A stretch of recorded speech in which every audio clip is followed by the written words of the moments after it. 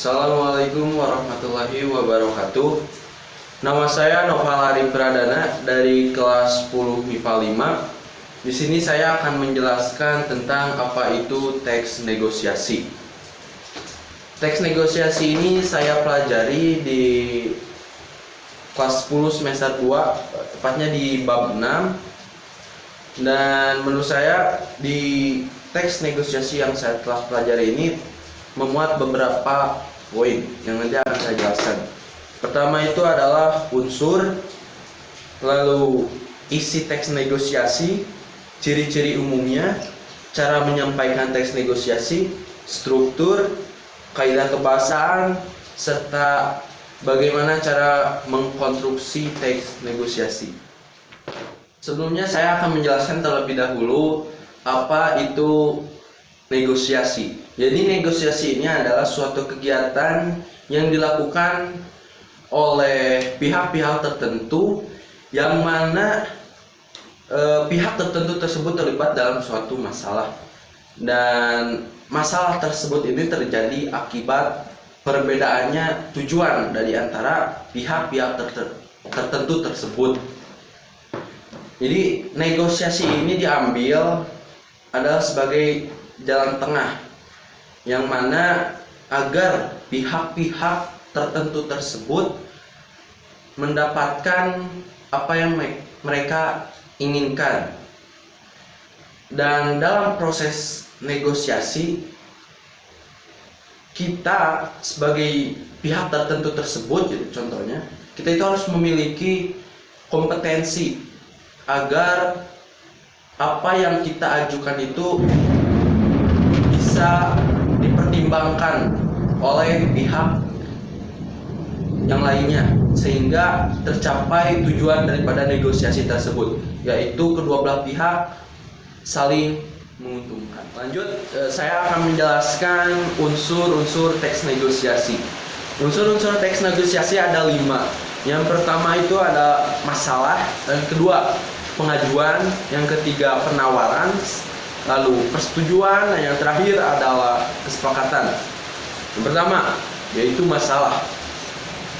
Ya tentu dong, dalam suatu negosiasi harus ada yang menjadi topik untuk dibicarakan. Itu yang namanya adalah masalah. Masalah ini itu adalah suatu hal yang terjadi akibat adanya perbedaan persepsi antara kedua belah pihak yang saling bernegosiasi. Nah, yang kedua adalah pengajuan. Jadi dari pihak tertentu mengajukan apa yang mereka inginkan. Terus setelah itu dilanjut dengan proses penawaran, yang mana kedua belah pihak ini melakukan proses saling penawaran dalam rangka untuk terjadinya keseimbangan. Setelah terjadinya keseimbangan, dalam arti kata mereka saling menguntungkan, maka terjadi persetujuan yang dilakukan oleh kedua belah pihak tersebut.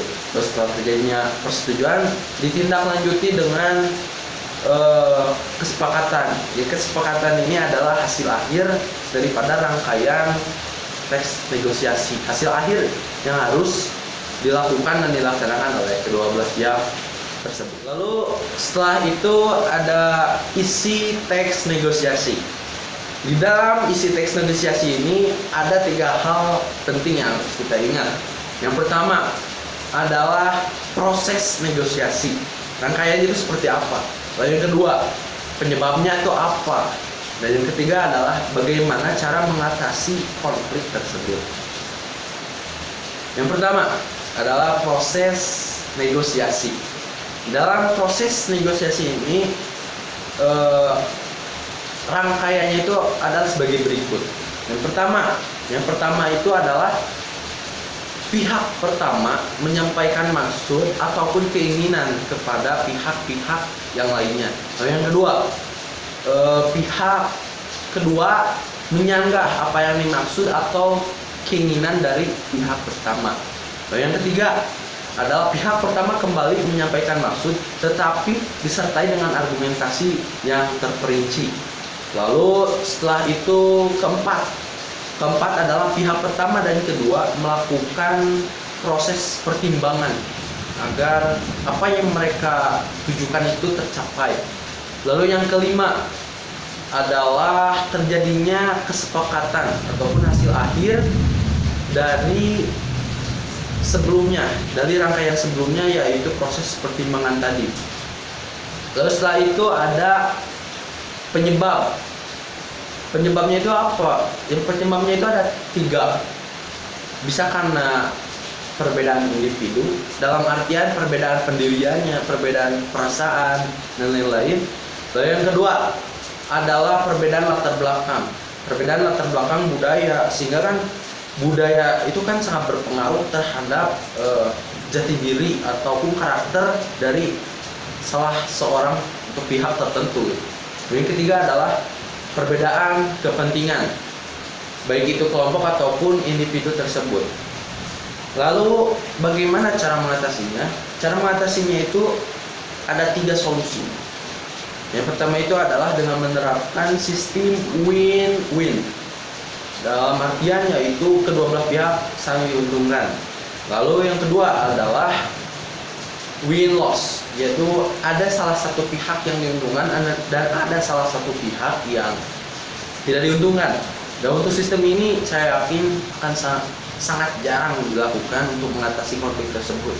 Karena bagaimanapun juga pasti pihak-pihak ini itu melakukan negosiasi itu kan untuk mendapatkan keuntungan. Lalu yang ketiga adalah jalan tengahnya adalah loss-loss. Loss-loss itu adalah tidak ada pihak yang diuntungkan. Jadi keduanya itu saling tidak diuntungkan. Lanjut, yaitu cara menyampaikan negosiasi. Hal ini sangat penting karena bagi mereka yang apabila kita ingin melakukan negosiasi, kita harus memiliki ilmu cara menyampaikan apa yang kita maksud.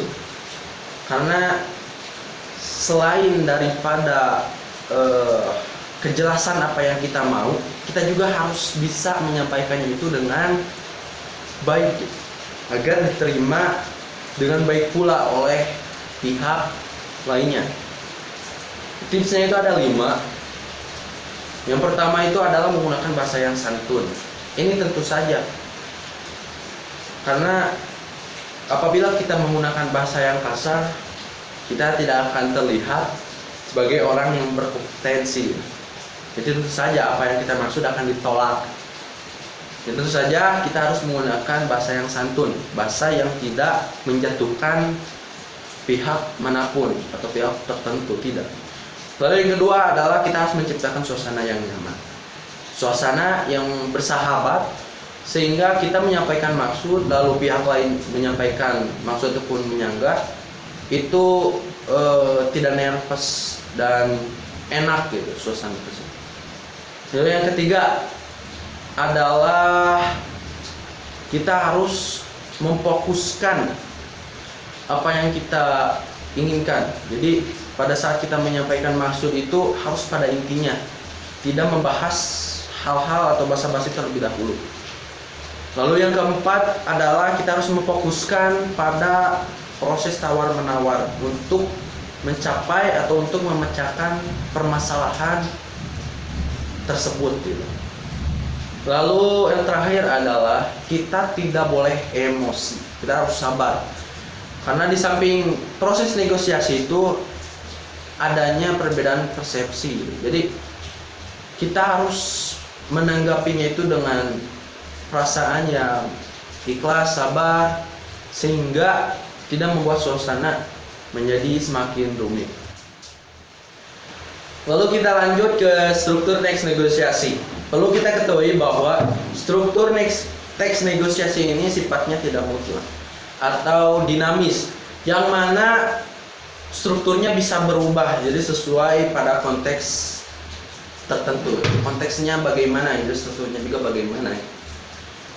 Seperti halnya struktur yang umum atau biasa dilakukan atau ya dipakai pada proses di bank gitu. Lalu ada juga struktur untuk proses jual beli, beda. Ya, untuk misalnya untuk struktur yang umum. Yang umum itu yang pertama ada negosiasi, yang kedua ada pengajuan, ketiga ada penawaran. Lalu yang keempat ada kesepakatan. Apa itu orientasi? Orientasi ini adalah pengenalan masalah yang akan dibahas oleh pihak-pihak yang bersangkutan. Nah, yang kedua adalah pengajuan. Pengajuan itu adalah permintaan dari pihak pertama untuk mengajak pihak kedua menanggapi apa yang menjadi tuntutannya. Nah, yang ketiga adalah proses tawar-menawar yang dilakukan oleh kedua belah pihak tersebut untuk mencapai apa yang mereka inginkan atas terjadinya penolakan masing-masing. Setelah itu lanjut yang keempat, yaitu adalah terjadinya kesepakatan atau hasil akhir sebagaimana tindak lanjut dari hasil proses timbang menimbang atau tawar menawar. Nah, itu untuk struktur yang biasanya umum. Lalu ada juga struktur yang jual beli. Kalau di jual beli itu ada 7 strukturnya. Pertama itu ada orientasi, lalu ada pengajuan, lalu ada permintaan, lalu ada pemenuhan. Lalu setelah pemenuhan itu ada tawar menawar. Lalu setelah tawar menawar itu ada persetujuan. Setelah persetujuan ada transaksi jual beli, lalu penutup. Lalu pada bagian kaidah-kaidah kebahasaan teks negosiasi. Kaidah kebahasaan negosiasi ada 6, yaitu yang pertama menggunakan kalimat dialogis. Itu percakapan antar tokoh baik langsung ataupun tidak langsung. Lalu yang kedua adalah menggunakan kalimat persuasif yang santun, tidak menjatuhkan. Lalu yang ketiga adalah menggunakan kalimat bersyarat dengan pengandaian. Contohnya, jika, seandainya. Lalu yang keempat adalah menggunakan ragam baku atau tidak baku yang disertai dengan interjeksi. Ada tanda seru. Lalu menggunakan kata ganti yang formal itu, seperti Anda, Bapak, Saudara. Dan yang keenam adalah menggunakan konjungsi kausalitas, yaitu kata hubung, contohnya seperti sebab, oleh karena itu, dan lain-lain. Lalu selanjutnya poin terakhir, yaitu mengkonstruksi teks negosiasi. Teks negosiasi ini ada yang bersifat faktual, ada yang bersifat rekaan. Faktual dalam artian teks negosiasi tersebut diangkat atas dasar kejadian-kejadian nyata, dan ada yang bersifat rekaan, yaitu yang diangkat atas dasar ilustrasi-ilustrasi tersebut tertentu, tetapi tentu saja isinya tidak ngawur. Dan oleh karena itu, sebelum kita mengkonstruksi, kita harus memperhatikan 2 hal, yaitu ketercakupannya terhadap struktur teks negosiasi yang sebagaimana mestinya. Lalu yang kedua adalah kaidah kebahasaannya. Kita harus memperhatikan kedua hal tersebut. Lalu setelah itu kita lakukan langkah-langkah konstruksi. Yang pertama adalah kita menentukan topik. Topik ini bisa kita angkat baik dari diri kita pribadi ataupun dari orang lain sebagai makhluk hidup atau makhluk sosial yang memiliki pengalaman atau peristiwa di bidang-bidang tertentu. Lalu yang kedua adalah menentukan tokoh. Tokohnya bisa disesuaikan dengan konteks tertentu, sesuaikan dengan konteks, yaitu harus tetap pihak pertama sebagai pengaju dan pihak kedua sebagai pemberi penawaran. Yang ketiga adalah menentukan latar. Latar ini bisa disesuaikan dengan profesi daripada pihak yang bersangkutan. Lalu yang keempat adalah menentukan alasan yang rasional, alasan untuk menyelesaikan permasalahan yang ada akibat dari perbedaan persepsi dari pihak pertama ataupun pihak kedua. Jadi harus ada alasan rasional untuk menyelesaikan perbedaan tersebut. Lalu yang kelima adalah menyusun sesuai dengan struktur. Setelah kita susun, adalah kita kembangkan. Yang keenam itu adalah kita kembangkan menjadi teks yang utuh. Lalu setelah itu adalah yang terakhir, menentukan judul. Nah, dalam menentukan judul itu harus membuat kriteria, yaitu singkat, padat, dan jelas, mencakup semua, dan juga harus menarik. Oke, cukup sekian video dari saya, yaitu tentang teks negosiasi. Yang mana teks negosiasi ini saya pelajari di bab 6 semester 2 kelas 10 SMA. Terima kasih. Wassalamualaikum warahmatullahi wabarakatuh. Stay at home.